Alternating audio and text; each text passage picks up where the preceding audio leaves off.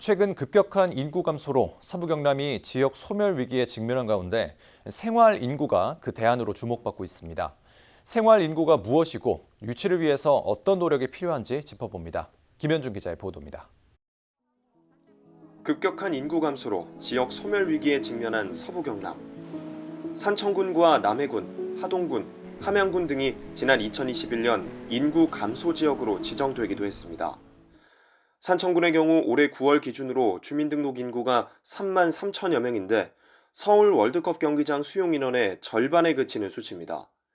인구 유입 촉진을 위해 지자체들이 출산 장려금 등 다양한 정책을 추진해 왔지만 감소세를 막지 못했습니다. 인구 증가 위주의 정책에서 부족한 지역의 인구를 균형 있게 배분할 수 있게 하는 인구 관리 중심의 정책으로 전환돼야 한다는 지적이 나옵니다. 이에 생활인구 유치가 대안 가운데 하나로 떠오르고 있습니다.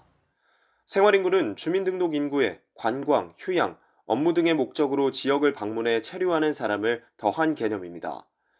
행안부가 올해 지방 소멸에 대응하겠다며 개념을 도입했는데 전문가들은 생활인구 유치가 지역 경제에 큰 활력을 불어넣어 지방 소멸을 막을 수 있다고 전망하고 있습니다.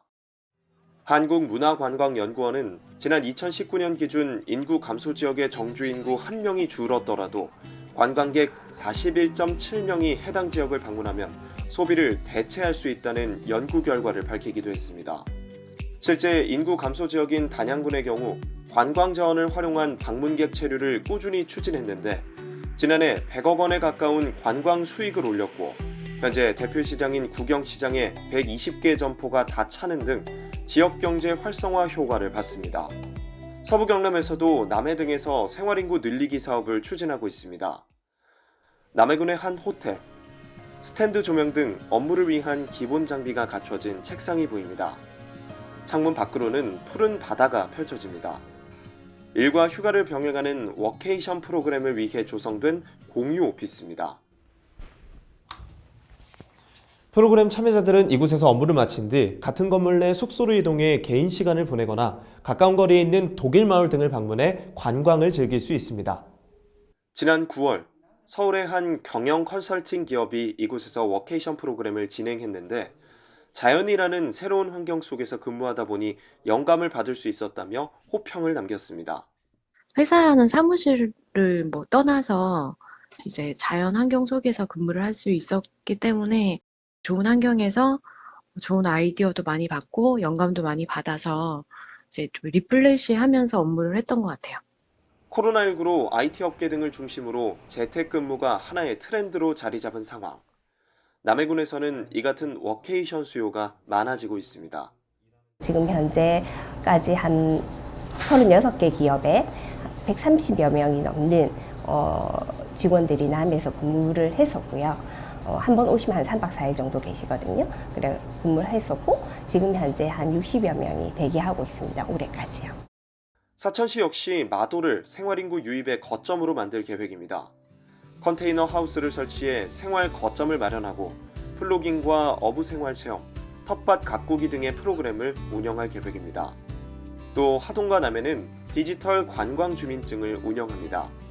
지역을 방문하는 관광객이 관광주민증을 발급받으면 관내 주요 관광지 입장권과 체험 등에서 할인 혜택을 주는 제도입니다. 전문가들은 서부 경남이 좋은 생태적 환경을 잘 활용만 한다면 이 같은 생활인구 유치가 수월할 것이라 예상하고 있습니다. 일반적으로 도시민들은 이제 경치가 좋고 경관이 좋고 쾌적하고 그리고 좀 편안한 곳에서 이제 기촌이나 기양을 하려고 합니다. 그런 측면에서 보면 제 개인적으로는 서부 경남이 최적지입니다. 서부 경남의 각 지자체는 우선 산과 바다와 그리고 강을 끼고 연접해 있습니다. 그리고 그 경관성과 쾌적성은 압도적입니다. 지난 2021년 경남연구원의 설문조사 결과 서부 경남 주민 절반 이상이 지역에 계속 거주하고 싶다고 밝혔는데 가장 큰 이유가 우수한 자연 환경이었습니다. 하지만 타 지역도 열을 올리고 있는 만큼 성공을 위해서는 우리 지역의 특색이 반영된 프로그램이 필요한 상황. 분야별 생활인구 현황 조사를 실시해 수요를 파악하는 것이 급선무라는 지적이 나옵니다. 제일 먼저 구체적으로 어떤 현황이나 실태를 파악하는 게 중요합니다. 과연 그분들이 현지에서 어떤 생활을 하고 있고 또 그분들에게 절실한 게 뭔가, 즉 필요와 욕구가 뭔지를 먼저 파악하는 게 중요합니다. 생활 여건 개선도 과제로 남았습니다. 숙소 주위나 저희 뭐 식사나 이런 인프라적인 부분이 조금 아쉬웠던 것 같아요. 그래서 이동을 함에 있어서는 업무가 끝나고 이동을 해야 되는 부분이 있는데 이제 시내까지 나갔다 와야 되는 거리상의 문제가 지역 소멸 위기가 코앞으로 다가온 현재, 새롭게 등장한 인구 개념인 생활 인구가 해법이 될 수 있을지 주목됩니다. SCS 김현준입니다.